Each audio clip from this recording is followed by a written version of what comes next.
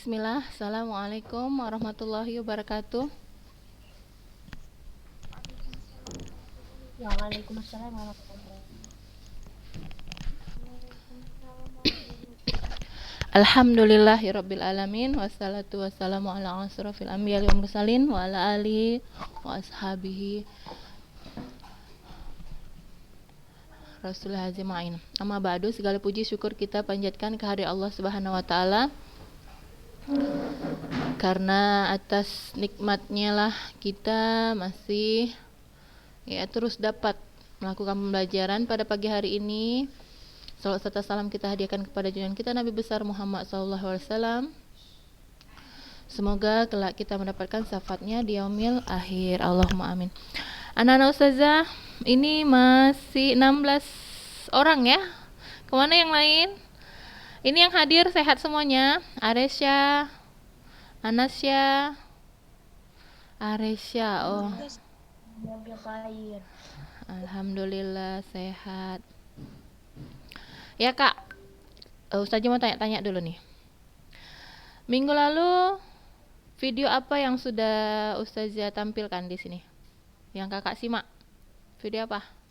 Video tentang? Ayo. Video apa? Masih ingat? Hari Jumat yang lalu kita belajar tentang apa?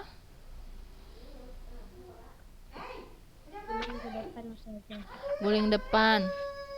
Video yang kakak lihat tentang apa aja kak? Pelajaran tentang senam lantai. Ustazah judul besarnya senam lantai, iya kan? Nah, video pembelajaran minggu lalu itu tentang senam lantai saja. Ada nggak tentang senam ritmik? Udah belum? Belum ya? Ya Anissa Zahra. Minggu lalu Ustazah tunjukkan video tentang senam lantai saja. Iya, baru itu. Iya, baru itu ya. Berarti senam ritmiknya belum. Ya. Ini 21. Ya, anak Ustazah. Jadi, untuk senam lantai kita sudah selesai. Atau ada yang mau ditanyakan tentang senam lantai?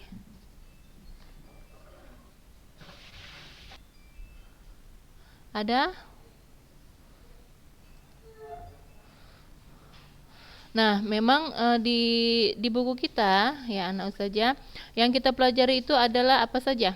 Apa saja yang dijabarkan di buku? Tentang guling depan, ya kan? Jadi contoh senam atau bentuk senam lantai itu ada guling depan, 1. Yang kedua guling belakang, ya kan?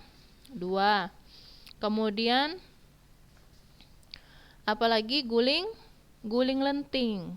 Nah, guling lenting ini gerakannya yang sulit ya, agak sulit ini gerakannya karena kita harus melecutkan kaki kita ketika kita mau melakukan guling depan. Jadi guling lenting ini harus bisa guling depan dulu ya. Kita lihat. Jadi guling lenting ini, nah ini ya guling lenting atau disebut juga dengan neck spring. Ya harus pandai guling depan dulu. Nah seperti ini dia kan, sikap berdiri, kemudian membungkukkan badan. Nah ini kakinya ini dilemparkan ke depan ini kak, ya lemparkan ke depan. Jadi nggak sama sikap kakinya seperti posisi guling depan. Kalau guling depan kan posisi kakinya seperti video yang lalu itu kakinya apa? Badannya membulat, kemudian kakinya ditekuk. Kalau ini kakinya dipanjangkan ya, dilemparkan ke depan gitu, dilecutkan ke depan sehingga sampai dia seperti macam lompat hingga posisi berdiri seperti ini. Ya. Itu dia. Jadi gerakan guling lenting ini ya lebih sulit ya daripada guling depan, guling belakang. Jadi butuh latihan yang sungguh-sungguh ya. Jadi untuk melakukan senam lantai ini anak ustazah gerakannya ya harus sungguh-sungguh. Ya, begitu juga dengan video pembelajaran minggu lalu itu ada gerakan meroda, kemudian handstand, ya. Sikap berdiri dengan tangan ya, tangan di bawah, kakinya ke atas, ya. Dan itu berdiri ya.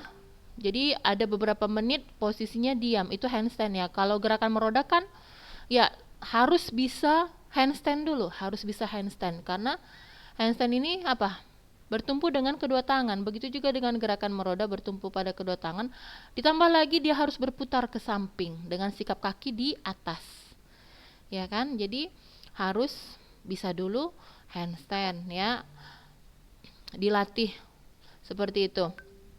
Jadi gerakan-gerakan senam lantai ini anak ustazah ya bisa digabungkan nanti ya, digabungkan, dikombinasikan. Misalnya seperti ini ya. Setelah melakukan gerakan guling depan kemudian gerakan guling lenting. Nah, itu dia dikombinasikan, digabungkan ya. Dua gerakan yang berbeda ya. Kemudian setelah melakukan gerakan handstand, kemudian melakukan gerakan meroda. Nah, seperti itu. Jadi bisa digabungkan. Ya, anak usaha untuk melakukan gerakan guling lenting.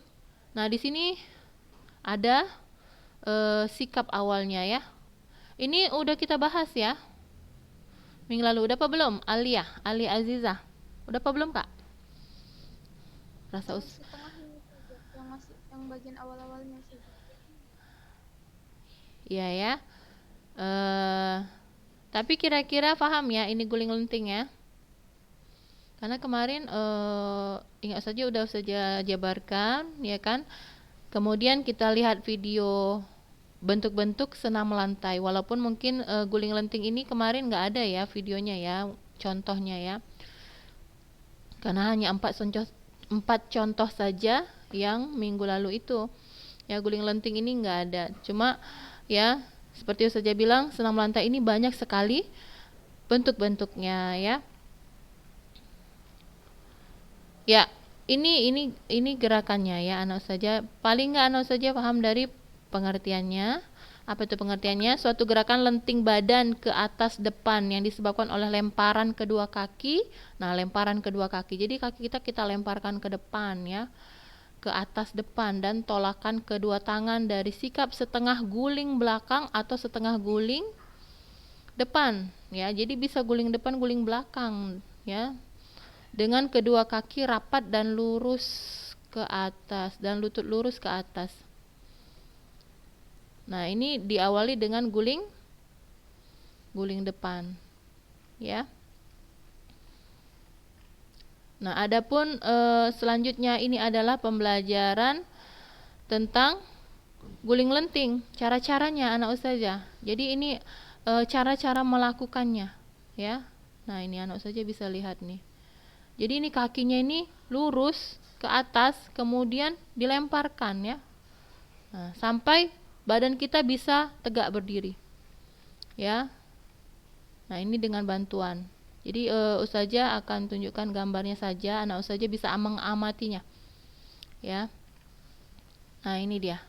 Nah, lihat ini kan posisinya enggak ditekuk lagi ya, seperti guling depan kan. Kalau guling depan sikap posisi kakinya yang akhir bagaimana? Ditekuk. Tapi kalau ini tidak.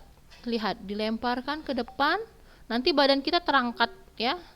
Kita ini butuh keseimbangan juga, kakinya badannya terangkat sampai posisi sikap berdiri. Ya. Nah, ini posisi sikap berdiri. Nah, selanjutnya juga seperti ini ya pembelajarannya. Nah, ini guling depan, ya kan? Guling depan dengan sikap jongkok. Lihat. Posisi badannya membulat. Nah, ini kalau guling depan, kakinya ditekuk. Tapi kalau guling belakang, kalau guling lenting, lihat ini kakinya bagaimana? Kakinya dilemparkan ya ke depan. Ini kebalikan dari guling depan. Ini guling belakang. Ya, nah ustazah. Nah, ini dia. Ini guling depan. Ya. Ini apa?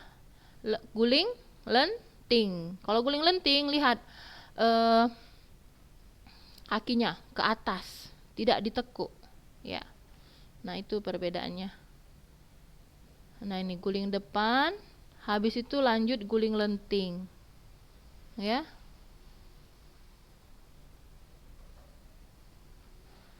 Ya, anak ustazah. Untuk senam lantai, ya, materinya sudah selesai. Ustazah belum pernah mengasihkan tugas ke anak ustazah. Nah, ini ada tugas penilaian pelajaran 6, bab 6 ya. Ini ada soal. Berapa soal saja? 5 soal saja ya, Kak. Nah, ini 1, 2, 3, 4, 5. Tugas Kakak di rumah. Ya, sampai posisi badan saat melakukan gerakan berguling yang benar adalah, nah, sampai 5 soal aja, nggak usah banyak-banyak. Tapi ingat, semuanya mengerjakannya, ya. Jangan ada yang nggak ngerjain ya. Karena ustazah selama 1 semester itu kan nggak banyak ngasih tugas. Seharusnya kakak kasih tugasnya kakak kirimkan ya. Jadi karena ustazah nggak banyak, sekali aja kakak nggak ngerjakan tugas, sekali atau 2 kali, nah itu berpengaruh ke nilai harian. Ya, itu yang menyebabkan nanti di semester banyak remedial. Kenapa? Karena nggak terbantu dari nilai harian. Ya, anak ustazah. Jadi dikerjakan. Ya, bagi semester. Iya, iya Kak. Ana nggak nampak ustazah soalnya, jadi Hah? nggak tahu yang mau dikerjain. Nggak nampak. Masa ya nggak nampak? Gini ustazah, Maksudnya?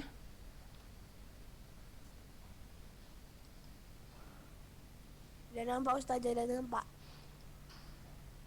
Udah.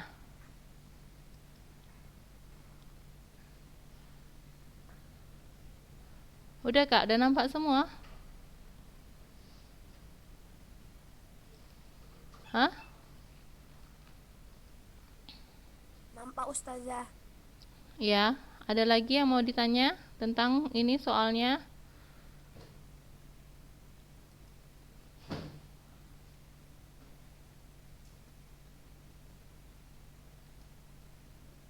Ada lagi yang mau ditanya?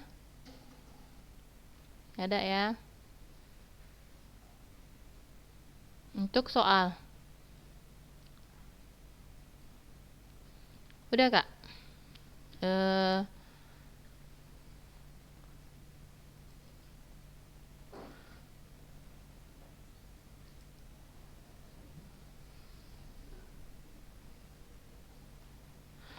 Baik, kita lanjutkan materi kita tentang apa? Senam ritmik. Kalau tidak ada yang mau ditanyakan, materi tentang senam lantai, senam ritmik. Kumpulnya terakhir jam berapa? Kumpulnya ini hari apa? Jumat. Ya, usah kasih waktu 3 hari ya, sampai hari Ahad. Pagi tapi. Pagi ya, Ahad pagi ya. Jam 9 itu udah batas paling akhir. Udah lama kali tuh ya anak ustazah ya. Jadi dikerjakan ya sampai Ahad pagi jam 9 paling lama. 3 hari lagi waktunya lama ya. Jadi dengan 5 soal itu saja berharap anak saja semuanya mengirimkan ya kan. Jangan ada yang tidak mengirimkan.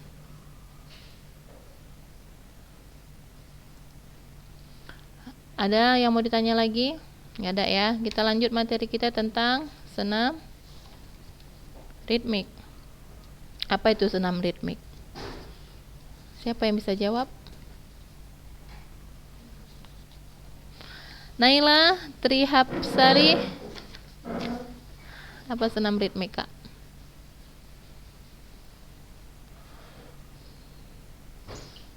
Senam yang berirama, Ustaz. Senam yang diiringi dengan irama. Irama itu harus irama apa nih? Irama itu harus irama musik kah? Harus irama musik kah? Enggak harus. Enggak harus. Jadi bisa dengan apa? Bisa dengan tidak tepuk tangan. Diiringi dengan ketukan. Ketukan ya.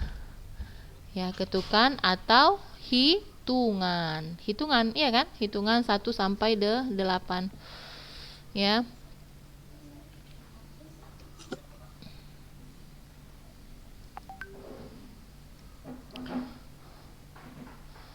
Ya, anak ustazah. Sebentar ya.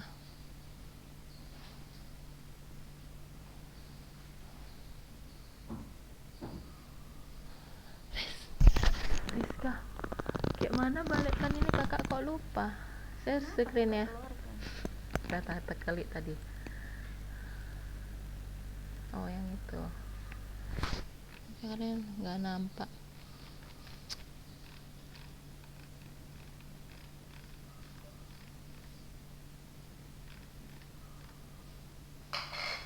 Ya, ini senam irama. Ya, jadi senam irama ini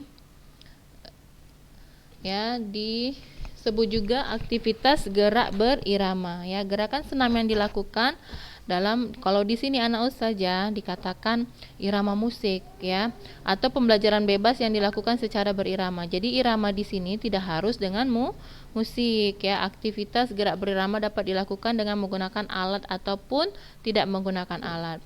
Nah, alat yang sering digunakan itu adalah gada. Gada ini terbuat dari kayu ya anak saja, bentuknya panjang, kemudian panjang bulat ya. Jadi dia semacam apa ya? Tahu semacam pemukul bola kasti? Ya, kurang lebih seperti itu bentuknya ya. Nah, kemudian simpai. Simpai ini apa? Dia bentuknya semacam rotan ya, berbentuk lingkaran ya. Kurang lebih seperti itu ya. Atau ada yang tahu? Simpai? Ya, yang Ustazah tahu seperti itu, dia bentuknya semacam lingkaran ya, terbuat dari rotan. Nah, bisa menggunakan simpai, tongkat tentunya dari kayu, kemudian bola, pita, topi dan sebagainya. Jadi, untuk melakukan senam irama ini dapat menggunakan alat-alat tersebut atau tidak menggunakan alat ya. Jadi secara prinsip ya, antara senam biasa dengan senam irama tidak ada perbedaannya. Hanya saja pada senam irama ditambahkan irama atau ritme. Tekanan yang harus diberikan pada senam irama itu irama kelentukan tubuh dan kontinuitas gerakan. Kontinuitas itu apa?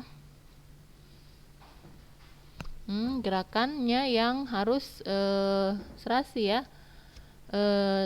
Gerakan yang berkesinambungan ya, berlanjutan terus, habis gerakan yang satu gerakan yang lain. Nah, seperti itu ya. Jadi gerakannya berurutan ya. Jadi senam ini anak saja kita lihat sejarahnya. Mulai dikenal di Indonesia tahun 1912 ya. Jadi pertama kali masuk Indonesia itu pada zaman penjajahan Belanda. Jadi senam ini anak saja ya, masuknya dari zaman penjajahan Belanda ya, bersamaan dengan diterapkannya pendidikan jasmani sebagai pelajaran wajib di sekolah-sekolah. Nah, kemudian senam ini pertama kali ya, yang diperkenalkan pertama kali adalah senam sistem Jerman. Ya, ada namanya senam sistem Jerman. Itu tahun ya, kemudian pada tahun 1916 sistem ini diganti dengan sistem Swedia. Ya, ini istilahnya ya, yang menekankan pada gerak. Jadi sistem ini dibawa dan diperkenalkan oleh seorang perwira kesehatan dari Angkatan Laut Kerajaan Belanda. Bernama siapa? Bernama siapa Nayara? Dr. H.F. Winkema ya. Jadi masuknya Jepang ke Indonesia tahun 1942 merupakan akhir dari kegiatan senam yang berbau barat di Indonesia. Ya. Jadi pertama kali senam itu di Indonesia mengenalnya dari mana? Dari penjajahan Belanda. Nah, setelah Jepang masuk ke Indonesia, bagaimana? Nah, Jepang melarang semua bentuk senam di sekolah dan di lingkungan masyarakat, diganti dengan ya apa namanya, taiso. Apa ini taiso? Sejenis senam pagi berbentuk kalastenik ya, yang harus dilaksanakan di sekolah-sekolah sebelum pelajaran dimulai. Ya, senam juga ya, tapi ya senam ala bangsa Jepang ya. Jadi senam irama termasuk ke dalam jenis olahraga senam umum karena memiliki ciri-ciri. Nah, senam umum ya, kalau memiliki ciri-ciri mudah diikuti. Yang pertama, ya tidak membutuhkan biaya yang mahal. Nah, ya kemudian di sini dikatakan diiringi musik atau nyanyian.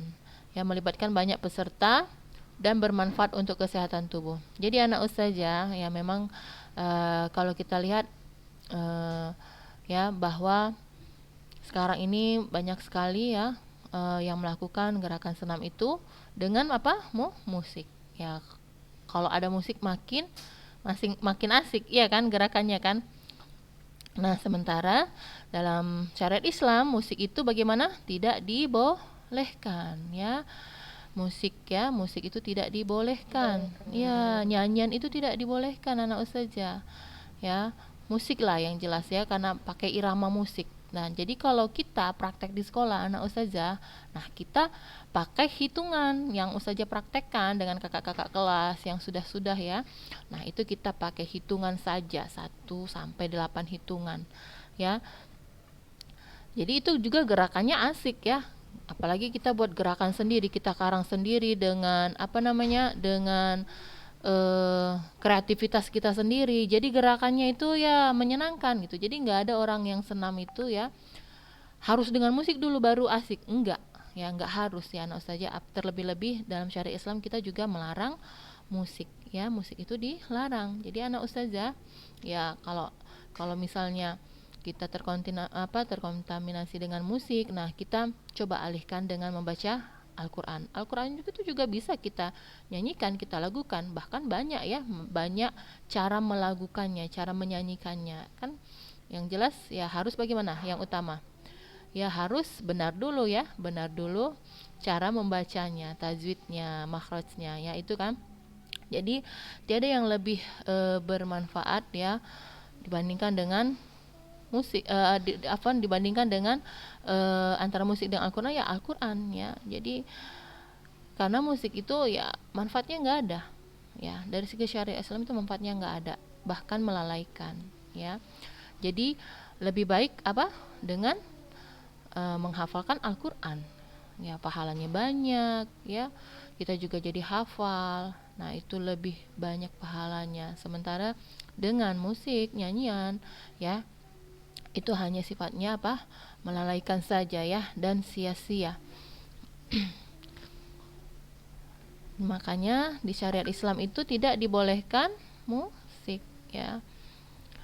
Jadi anak ustazah ingat sekali lagi, senam irama ini tidak harus dengan musik. Jadi bisa dengan ketukan atau hitungan ya. Baik, kita lihat ya. Jadi anak ustazah untuk senam irama di sini ya, pembelajarannya bagaimana ustazah? Kita lihat ini bentuknya.